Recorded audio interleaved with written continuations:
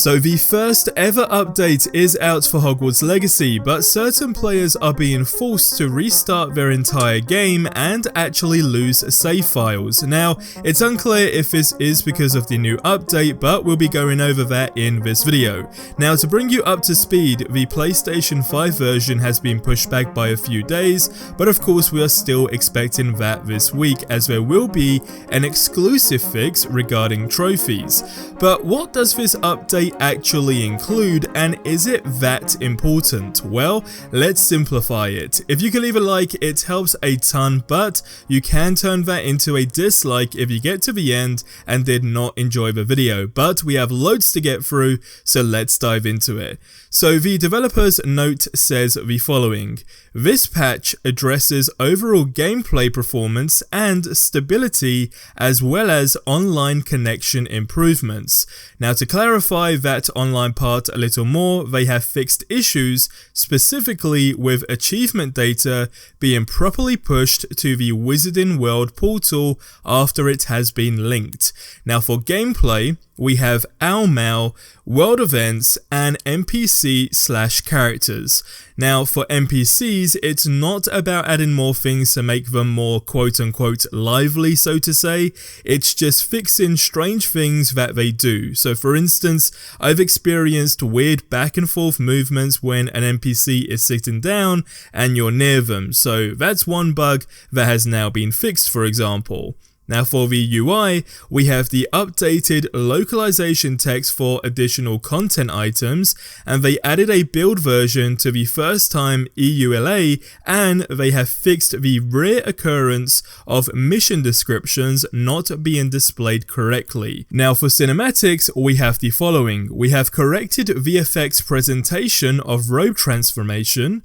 They have then fixed a stability issue when skipping the cutscenes, and they have fixed a crash when playing cutscenes and cinematics. Now, for the save game, they have fixed an error of rewriting the last autosave and an issue when restarting from the last save around not being able to talk to a vendor after the initial conversation. Now, we do have some good news regarding the overall performance, specifically with the graphics options as well. So for instance, we have improved performance on fidelity mode, which is really important. I've been seeing a ton of people complain about that, so that's really good to hear.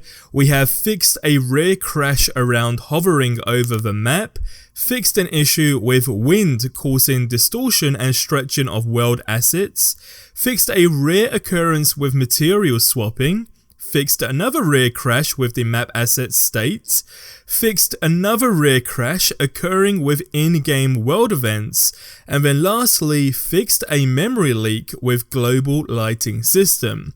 Now, this is where things begin to get a little bit questionable and I guess interesting for the most part. Now, a few players have been reporting that their only option to continue playing is to completely restart the game, as in lose their save files and start from ground zero.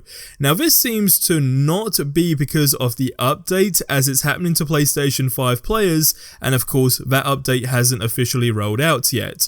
So this includes things like screens being completely stuck, as in just forever loading, and then another scenario that seems to be more common than others is players being stuck in places, for example like a rock, and despite them quitting the game and then, launching the game all over again, it still spawns them in the exact same place, which of course then means the only way to solve it is by completely restarting the game and losing the save file, because again, you've got to start all over again. Now, as I say, we're not entirely sure if it's specifically because of the update, solely on the reason that it's the PlayStation 5 players experiencing it as well, but it's interesting because the update does still seem to be causing a few issues for the PC players. Now, one thing I do want to say is that if this has happened to you, I would just simply hold out for another update rather than starting the game from scratch again, unless you want to boot up the game and again just start spamming a few different buttons to see if you can actually actually wiggle out of whatever you may be stuck in. Of course, that's a lot easier if you're actually showing to be in-game, but if you're stuck on something like a loading screen, then I guess your best bet at this moment in time is just to wait for another update, which does suck, but hey, it depends how far you've got into the game, because the last thing you want to do, of course, is do a new save file. Now, as I say, we do have that PlayStation 5 update later this week, so at that point the PS5 player should not experience that, and hopefully with it now being raised, we will see that if it hasn't already been in that new patch, actually be in the next update, but I guess we'll just have to wait and see. Now, PC players have reported their game is performing worse than before, but then you have some saying that it's a lot smoother. Now, there have been suggestions about using Nvidia, but as soon as we have more updates on that, I'll definitely keep you posted. But if you're not using Nvidia and you're on the PC, then that's probably a good thing to try at this moment in time, just to see if you see any major differences. But as I say, once we got more information, I'll definitely keep you guys posted. Now, of course, there has been a big conversation regarding the removed curfew option in this game, and I guess for the last couple of days, the reason why it's become more popular is because we actually figured out that it was in the game already, but for whatever reason, it was actually scrapped as a whole. Now, someone mentioned the following, which I thought was interesting. So it says, in my opinion, the devs made a good call to not create a guard system in Hogwarts at night. In the critics, I read over and over again that moving in Hogwarts at night should be punished if you get spotted. Not only would it take more time for releasing the game and not to even explore Hogwarts, but it will get more annoying like every single night, and also repetitive like the unlock minigame.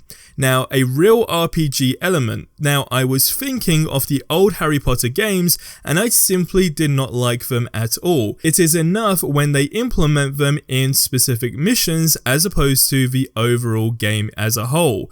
Now, personally, I'm happy with the game and how it is, but if they will continue to support the game in the form of new updates, as in content updates or feature updates, and not just, fixing the random bugs and glitches, then I think it should absolutely be added as an option to just simply toggle it on and off. And the only reason I've said it multiple times these last few days especially is because A, as I mentioned, we figured it was already in the game and then only basically watered down to missions specifically, but then B, I guess where the system is already in place, then I guess it's just about making it accessible for everyone for the most part. But again, that's just my perception on it, and that ties into things like features as far as photo mode goes, etc. So it really is one of those small things. Now, Hogwarts Legacy does have 2 DLC files that have been spotted. Thank you to a PC user who was able to dig through the files. Now, that gives a sign that something big may very well be right around the corner, except